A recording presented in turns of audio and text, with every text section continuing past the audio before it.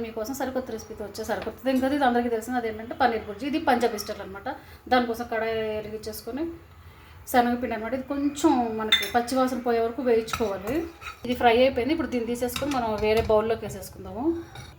దీనిలో కొంచెం గరం మసాలా, కొంచెం ధనియాల పొడి, కొంచెం పెప్పర్ పౌడర్, అలాగే కారము,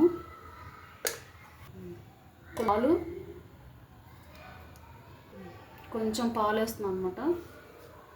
ఇది వచ్చేసి కమ్మటి మీగడ పెరుగు, ఎందుకంటే తీయగా ఉంటుంది కాబట్టి.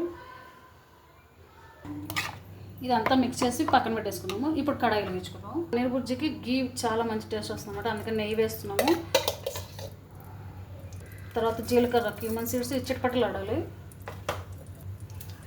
ఇది వేగిపోయిన తర్వాత దీంట్లో ఆనియన్ సన్నగా కట్ చేసుకుని గ్రీన్ చిల్లీ అలాగే జింజర్ వేస్తున్నాను.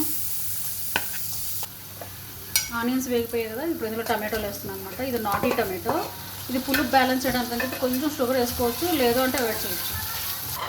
ఇందులో టేస్ట్ సరిగ్గా సాల్ట్, కొంచెం షుగర్, మనం ముందుగా మిక్స్ చేసి పెట్టుకున్న మిక్చర్ ఉంది కదా శనగపిండి, అది ఇందులో వేసేద్దాము. వేసి కొంచెం సేపు ఉడకనిద్దాం. ఇది ఉడుకుతున్నప్పుడు కొంచెం వాటర్ యాడ్ చేసేసుకోవాలి. ఇప్పుడు పన్నీర్ అనమాట, తురుముకున్న పన్నీర్ వేస్తున్నాను. ఇప్పుడు దీనిలో కొత్తిమీర, అలాగే కావాలంటే కొంచెం లెమన్ జ్యూస్, లేకపోతే లేదు, అది ఆప్షనల్. దీనిలో మిక్స్ చేసేసుకొని జస్ట్ ఒక సెకండ్ ఉంచేసుకొని ఆఫ్ చేసుకున్నాము. చూసారు కదా ఫ్రెండ్స్, మన పంజాబీ దాబా స్టైల్ పన్నీర్ బుర్జీ రెడీ అయిపోయింది. మీకు కనుక మా వీడియో నచ్చినట్టయితే లైక్ చేయండి, షేర్ చేయండి. Thanks for watching the video.